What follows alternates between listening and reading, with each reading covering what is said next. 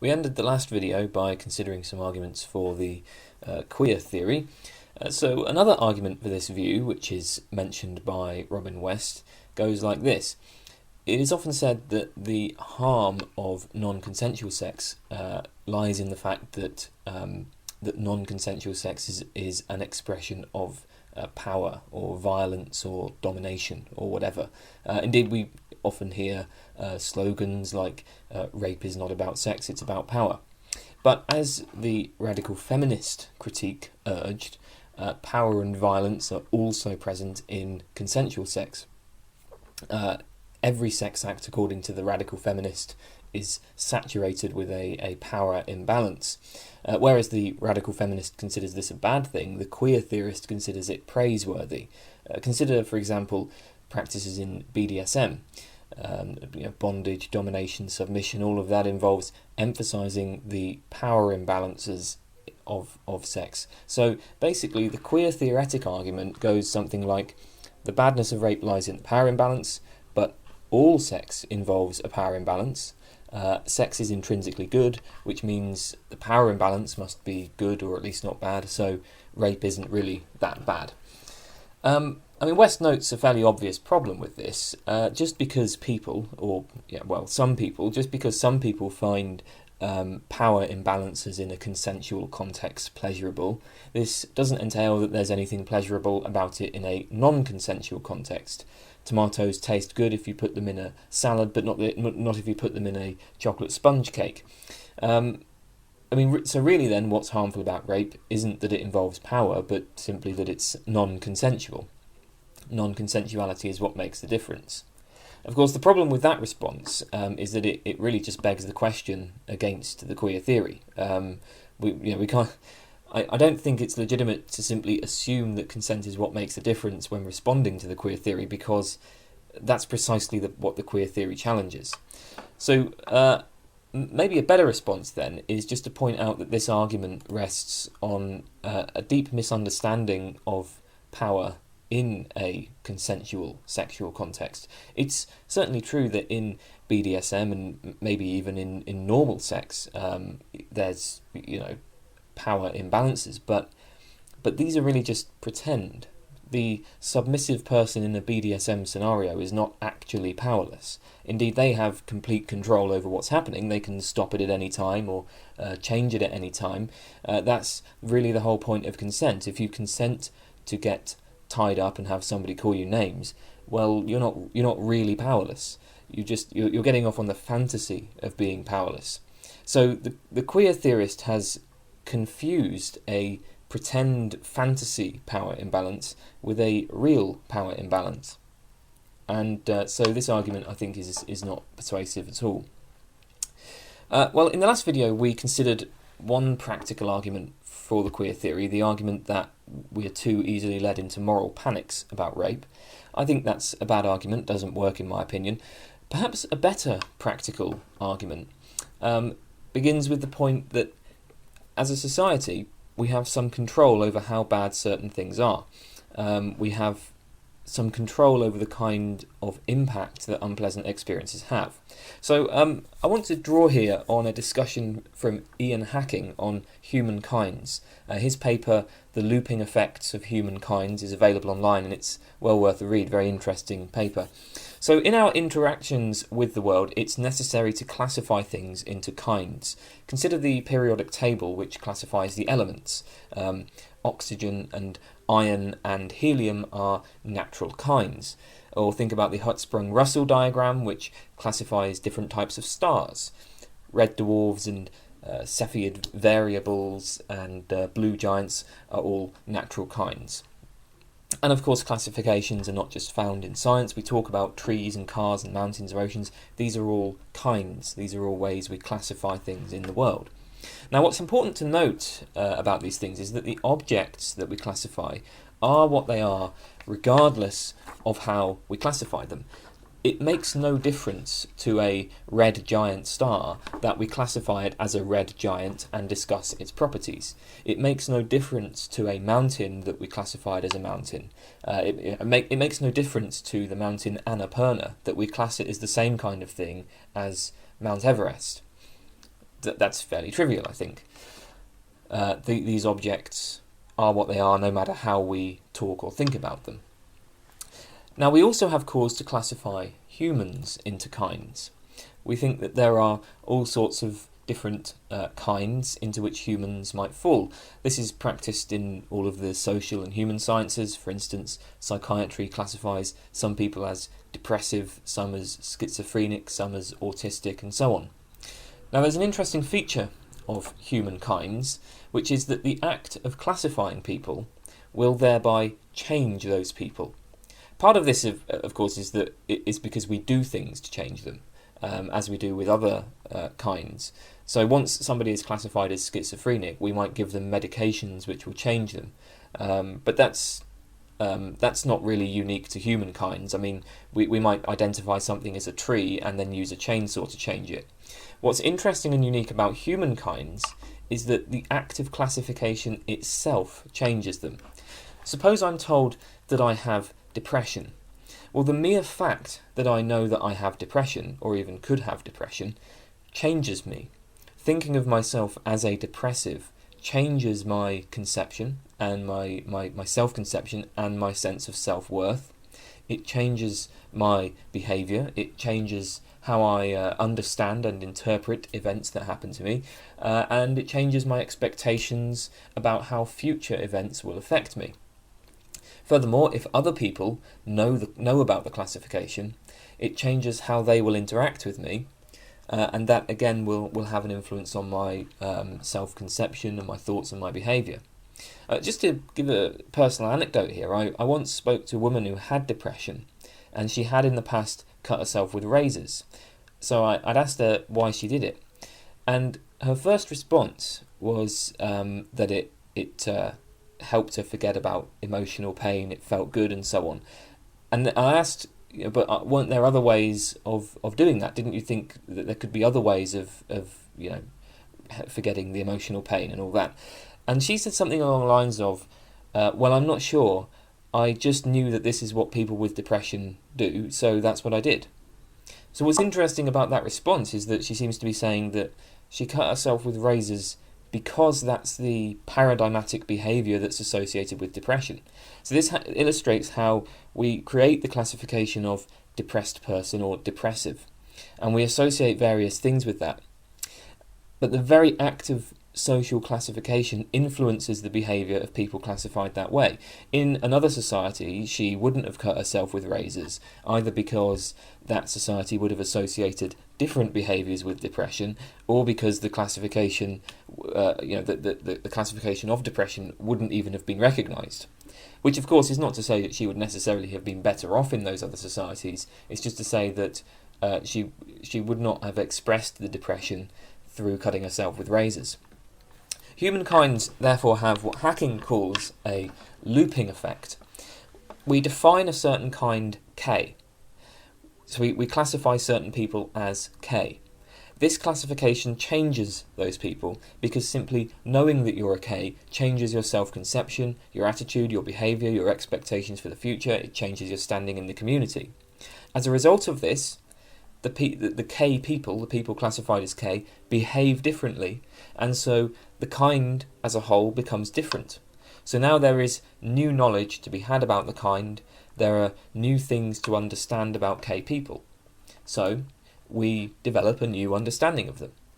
But this is to say that we now classify them slightly differently, which of course changes them again, and so on. That's the looping effect. Classification induces changes into the people classified, which then changes the classification, which induces further changes in the people, and on it goes. So, what does all of this have to do with queer theory? Well, rape victim is itself a human kind, and it is a kind that has developed over time as a result of this looping effect. In the past, there was not really such a thing as a rape victim as we understand that concept today. If we look hundreds of years in the past, the wife was more like, a woman would have been considered basically property, essentially kind of property of either the father or the husband. So the only real victim of rape in a rape case would have been the father or the husband, whose whose property rights had been violated.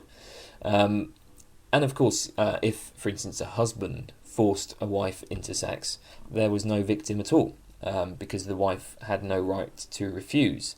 So it took time before rape was seen as something that is primarily harmful to the person who gets raped. Furthermore, the emphasis on psychological trauma, the psychological trauma of rape, has only been prominent in the last few decades. Indeed, psychological trauma in general was not something that was much recognised in the past. Ian Hacking says, discussing trauma that results from childhood abuse, he says, "The word trauma used to denote physical wounds, injuries or lesions, but now it denotes a kind of mental event in the lives of people, the psychic wound, forgotten but ever active. We did not know that we had them until recently. Or, more paradoxical but more true, they were not a possible kind of experience to have had. Traumas were not a possible kind of experience to have had in the past." So there's not really much question then that the act of classifying women as rape victims and the view that this involves a serious psychological trauma to the woman, and the view that the primary harm of rape is the psychological trauma to the woman, all of this is a very modern phenomenon. So the controversial suggestion of the queer theory is that perhaps much of the harm of rape arises from this social background. In particular, these days we tend to view rape as the worst possible kind of violation. We view it as something that scars you for life, as something that you never really get over. Indeed, there are many people who even go as far as saying they would rather be murdered than raped. But this sets up certain kinds of social expectations for rape victims. If a woman is raped, the fact that she classifies herself as a rape victim, plus the general social attitude towards rape victims, may well have a deeply negative impact on her self-conception and her expectations for the future. Now, suppose in contrast we accept the queer theory, we decide that non-consensual sex is not a serious moral problem.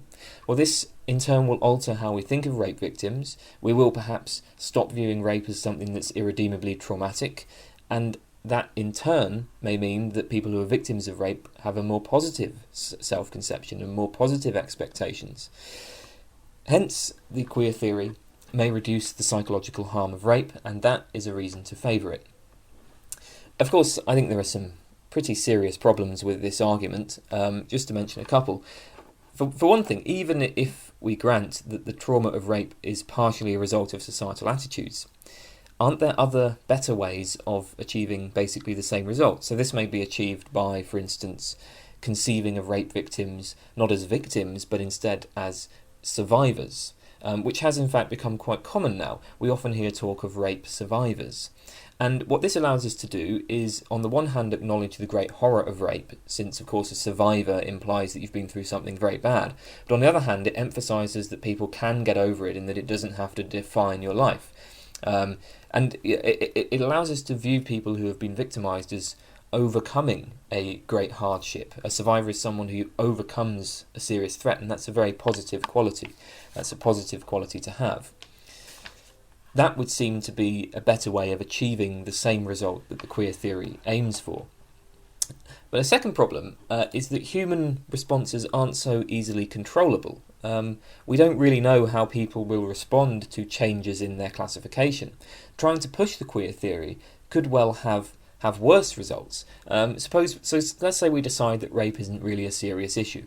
Well, it seems to me that this could easily result in the rape victims still feeling traumatised, but now we're just telling them, well, what happened wasn't really a big deal, which obviously would just lead to even more psychological problems. They'd be left thinking of themselves as weak and unworthy for feeling so bad, for feeling bad about an event that's not a big deal. And if it's not a big deal, then it means we shouldn't bother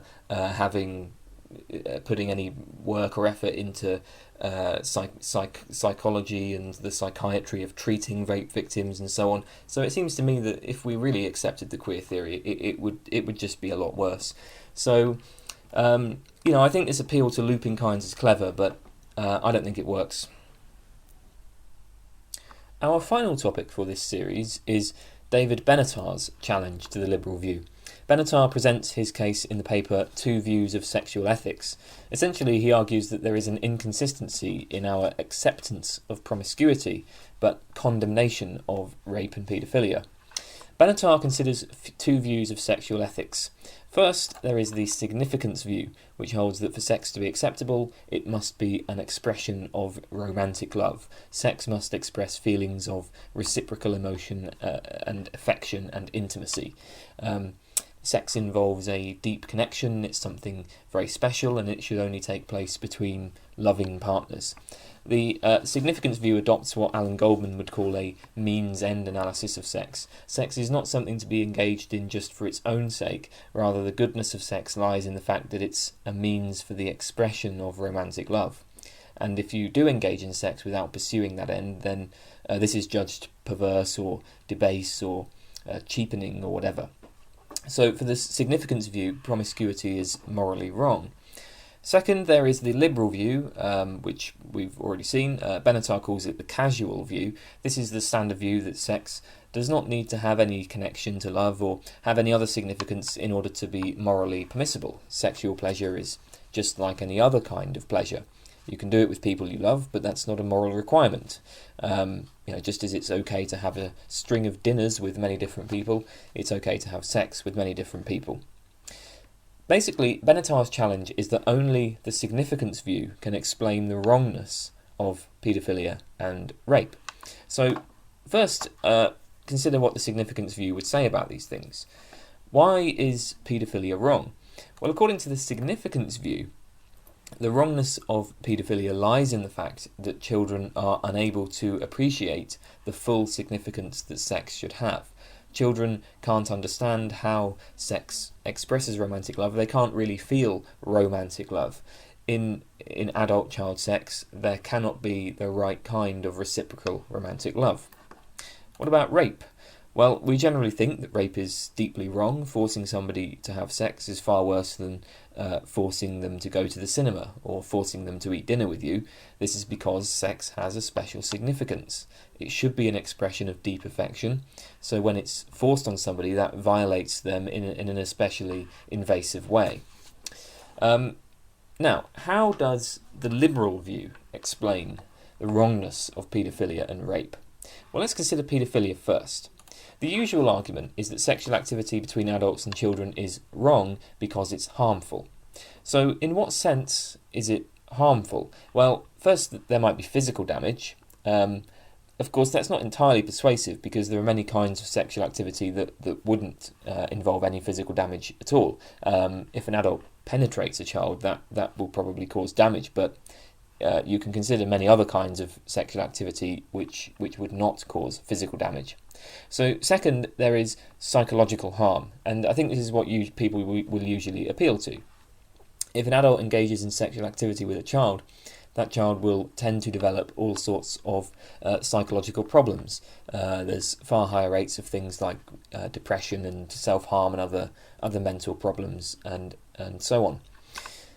Now, Benatar responds to this that there's actually a lot of room for debate about whether the psychological harm of adult-child sex derives from the act itself or from the taboo and secrecy surrounding the act and the fact that children will be treated as victims afterwards. In other words, do children who have engaged in sexual activity with adults develop mental problems because of the sexual activity?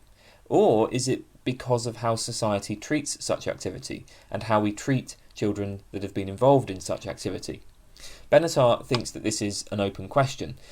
Unfortunately, he doesn't really devote much space to discussing this point, which strikes me as possibly the most contentious point in the whole article, but he doesn't really develop it. As I understand it, the consensus among psychologists and psychiatrists is that adult-child sex does indeed directly lead to psychological harm, so I think Benatar would really need to develop this point a bit further.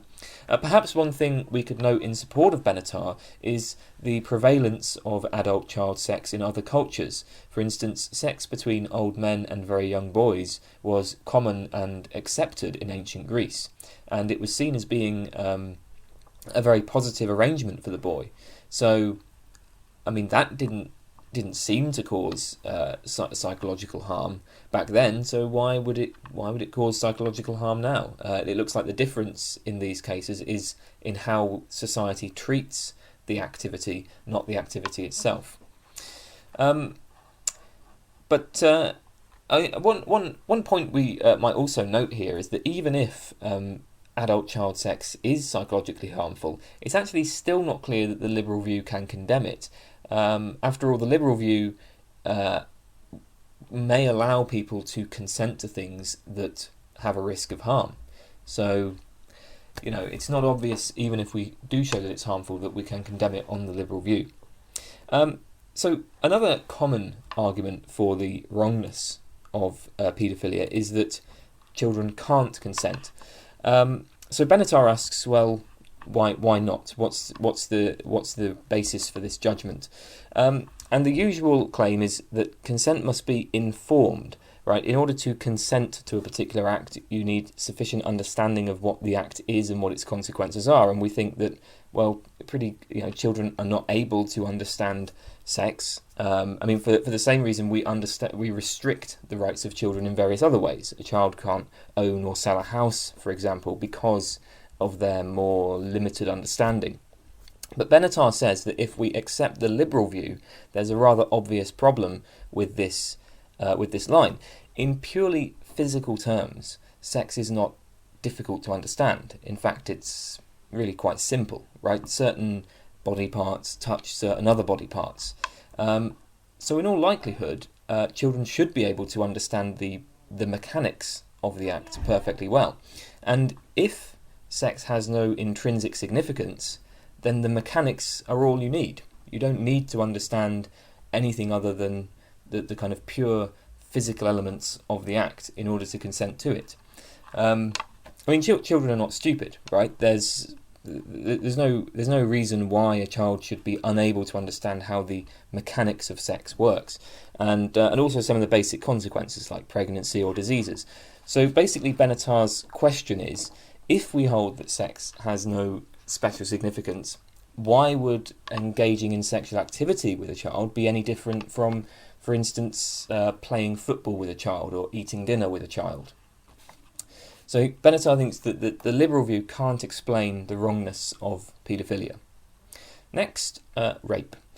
Well, certainly the liberal view can say that rape is wrong. That's literally the basis of the liberal view, because the liberal view says that consent alone is morally transformative. So obviously non-consensual sex is wrong, and it's kind of obvious why it's wrong. It's wrong because it's wrong to force people to do things they don't want to do. But Benatar thinks that this doesn't really solve the problem, because we think that rape is a very special kind of wrong. We think that rape is something very, very evil. The liberal view can allow that rape is wrong, but it can't allow that rape is any more wrong than, for instance, forcing a person to eat something or forcing a person to go to the cinema.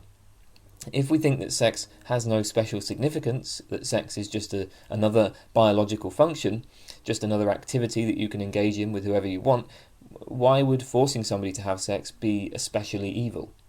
So this is a dilemma that Benatar raises for our modern moral framework regarding sex. Either promiscuity is acceptable, or paedophilia and rape are extreme evils. But we can't have both. We can't. There's a dilemma. We either condemn promiscuity, or we accept that paedophilia and rape aren't such a big deal after all. Let's consider some responses. Well, first of all, focusing on rape, there are perhaps ways for the liberal view to account for the special wrongness of rape. I'll note 3 obvious ones. First, perhaps we could try arguing that rape is especially wrong because it involves forcing something inside somebody else's body. It therefore represents a violation of their bodily space, an invasion of a particularly egregious kind. This is why rape is much worse than forcing somebody to go to the cinema or forcing somebody to play football. I might not enjoy going to the cinema, but the boundaries of my body are still respected. Now, the problem with this line is, forcing somebody to eat an apple also involves forcing something inside their body, but we probably wouldn't consider that as bad as rape. So, that doesn't seem to work. A second argument that might save the liberal view is, well, there's a special kind of fear associated with rape. If you're raped, you're probably going to be afraid for your life. You'll be afraid that you'll be severely injured or contract diseases or even kidnapped or tortured or killed. That's why it's especially bad, because it produces greater fear. I would just note, I don't think that this is all that persuasive. It can only really be applied to a few cases of rape. I mean, if a person is drugged and date raped without their knowledge, they'll be unconscious, so there won't be any fear at all, at least not during the act. Indeed, if somebody is, say, passed out as a result of drinking too much and they're molested as they're passed out, they might never find out, so there would be no fear at all. But we would presumably still think that this is a seriously wrong thing to do. A third response is that the liberal view only claims that consensual sex is of no special moral significance, but it doesn't say that about non-consensual sex. So we can hold that consensual sex is not fundamentally different from other consensual actions, but that non-consensual sex is fundamentally different from other non-consensual actions. Now, we might ask, well, why, right? Why is non-consensual sex different from other non-consensual actions? And I think the answer has to be simply because non-consensual sex is just more psychologically traumatizing. I mean, that's a fact, right? People are more traumatized by rape than by being forced to eat an apple or being forced to go to the cinema. Now, Benatar might protest that, well, if we accept the liberal view, it doesn't really make sense that people are more psychologically traumatized by rape than by other non-consensual actions. Perhaps that's true, but it's beside the point, right? All that matters is that people are more traumatized. The liberal view might not be able to explain this, but then it's not really, why would it need to explain it? Presumably the explanation for the severe trauma associated with rape will have to appeal to facts of psychology and sociology and maybe even evolutionary biology, but it's not entirely obvious what the relevance of that would be. So, I mean, maybe there are ways for the liberal view to capture the special wrongness of rape after all. A second objection is that, well, according to the significance view, what is wrong with sex between adults and children is that children can't feel or even really understand romantic love. Now, this just doesn't seem to explain the extreme evil of adult-child sex. I mean, perhaps we can conclude from this that adult-child sex is wrong, but we don't simply believe that it's wrong for adults to have sex with children. We think that it is deeply evil, that it's just about the worst thing a person can do. And I don't really see how the significance view justifies this extreme judgment. One way to see this is to consider an adult, right? Imagine an adult who lacks the capacity to understand or feel romantic love. There are plenty of total sociopaths out there. There are people who are completely self-absorbed and who can never develop close connections to others. More innocuously, there are people who are perfectly nice, but they're just aromantic. They don't have the desire for a loving relationship. If we accept the significance view, then perhaps we could say that it would be morally wrong to have sex with these people, since the sex could not express reciprocal romantic love. But it obviously wouldn't be nearly as bad as paedophilia. We certainly wouldn't want to make it illegal to have sex with a sociopath. But how can the significance view account for this? Right? It seems like the significance view, sex between adults and children and sex between normal people and sociopaths are equally wrong. But that's just crazy. I mean, personally, I would say that the problem with adult-child sex is simply that it's very harmful to the child. If Benatar is right that sexual activity between adults and children is not harmful, I would support its legalisation. To be clear, as far as I understand, it is harmful. That seems to be the consensus among psychiatrists and psychologists. But if it isn't, then I agree. The consequence of the liberal view would be that we should legalise it, and I think let's legalise it if that's the case, which, as I say, I don't think it is. This point about harm leads to a third objection, which is that, couldn't a utilitarian approach allow us to maintain a broadly liberal view and reject both rape and paedophilia as great wrongs. Utilitarianism is concerned with maximising happiness and minimising suffering. So the utilitarian will focus on harms. Actions that are not harmful are fine. Actions that are harmful are morally wrong, or at least morally suspect. Now, promiscuity is not particularly harmful. Perhaps it does have some bad consequences. For instance, promiscuity might increase the rates of sexually transmitted diseases. But generally speaking, it's not a big deal if somebody has sex with many other people. On the other hand, rape and paedophilia are very harmful, so we must condemn them in the strongest terms. Finally, another possible view, for those of us who aren't so attracted to utilitarianism, is what we might call the personal significance view. According to this view, sex is of great personal significance to each individual. It's a central part of each individual's identity, but it's also a very private part.